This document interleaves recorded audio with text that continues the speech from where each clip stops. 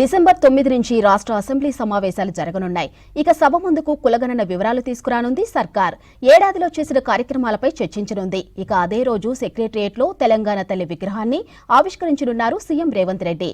Assembly సెక్షన్లోపై మంత్రివర్గ విస్తరణ చేపట్టే ఛాన్స్ ఉందని తెలుస్తోంది.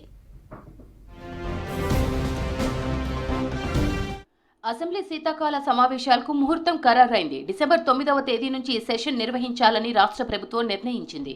వారం నుంచి 10 రోజుల పాటు ఈ సెషన్స్ నిర్వహించనున్నట్లు ప్రభుత్వ వర్గాల సమాచారం. డిసెంబర్ 9న మొదటి రోజు అసెంబ్లీ సమావేశాలు ప్రారంభించి గంటలోనే వాయిదా వేయనున్నారు. ఆ తర్వాత సెక్రటేరియట్ లోపల 1,00,000 మందితో తెలంగాణ తల్లి విగ్రహాన్ని సీఎం రేవంత్ రెడ్డి ఆవిష్కరించనున్నారు.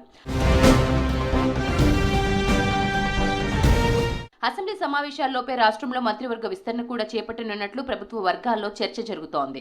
మహారాష్ట్ర, జార్ఖండ్ ఎన్నికల తర్వాత కేబినెట్ విస్తరణ ఉంటుందని గతంలో చెప్పారు సీఎం రేవంత్ రెడ్డి.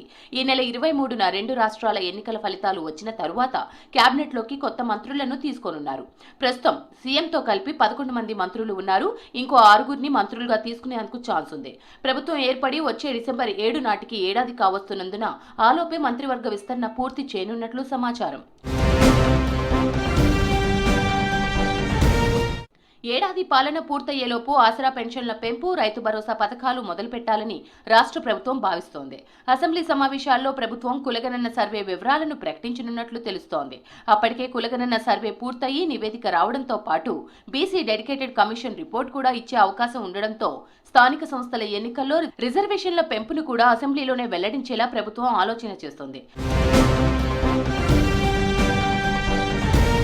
మరోవైపు రికార్డ్స్ ఆఫ్ రైట్స్ ROR 2024 బిల్లును అసెంబ్లీ ఆమోదించనుంది. హైడ్రా, ORR దగ్గరలోని గ్రామాలు ఆయా మున్సిపాలిటీలో విలీనం వంటి వాటిపై అసెంబ్లీలో చర్చించి ఆమోదించనున్నారు.